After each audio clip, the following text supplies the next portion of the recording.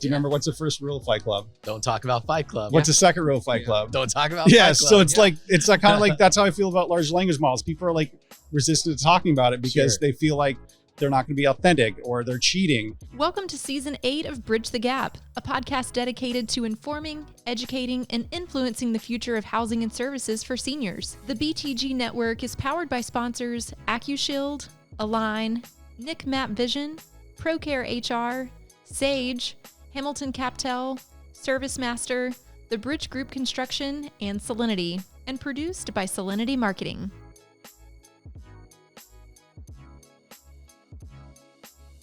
Bridge the Gap in 3, 2.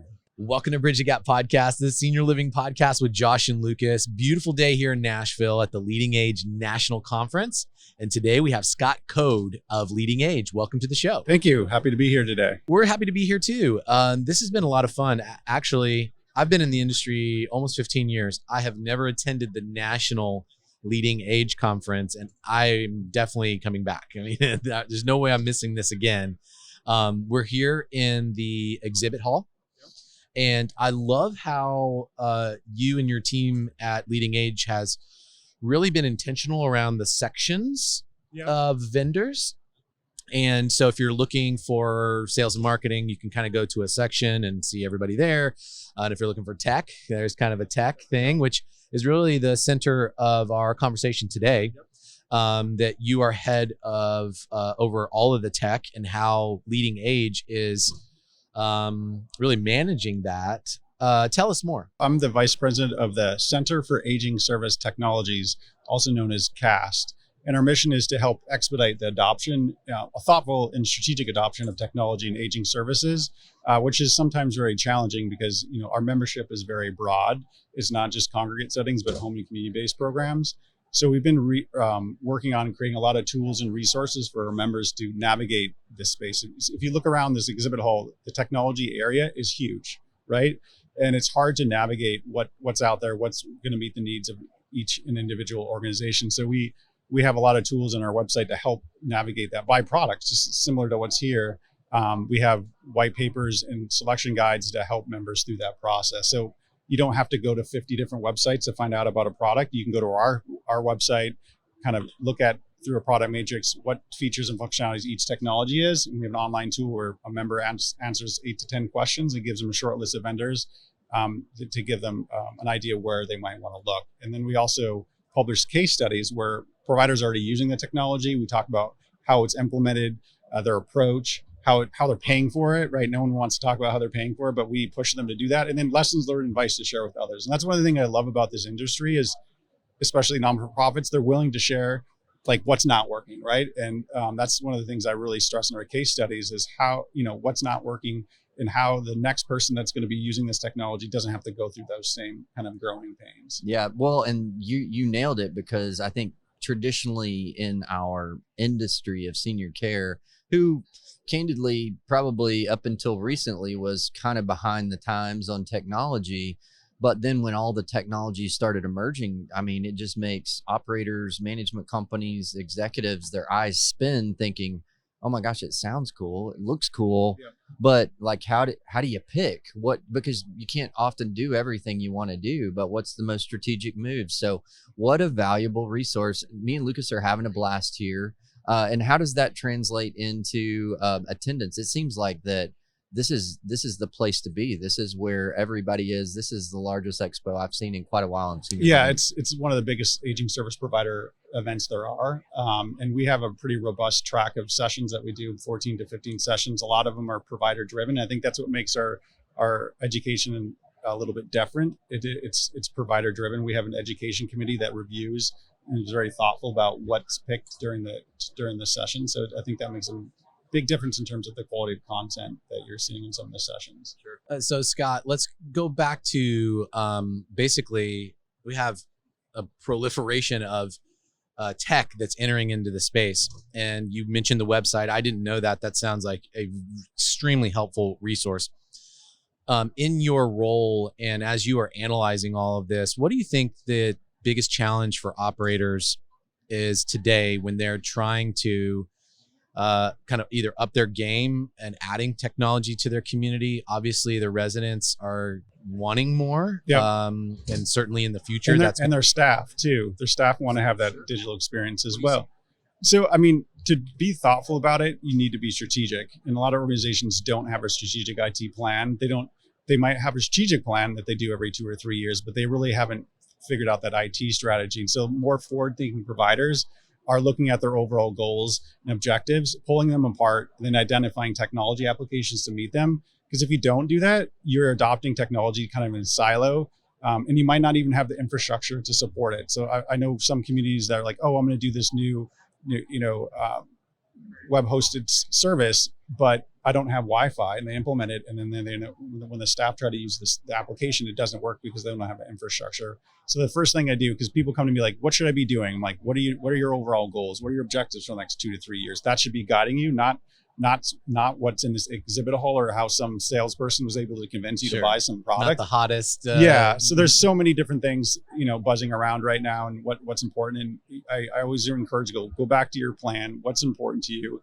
Make sure that you have something that's going to enhance the experience for staff and also for residents. Because to me, the most important thing is like build tools and resources for your staff.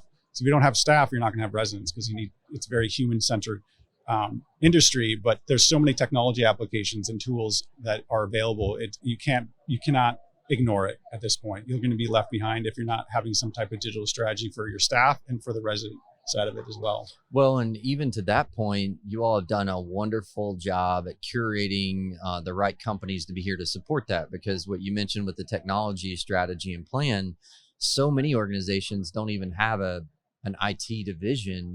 They're outsourcing, and oftentimes it's to maybe a local managed service provider that really, other than that community, maybe doesn't even dwell in the senior living space.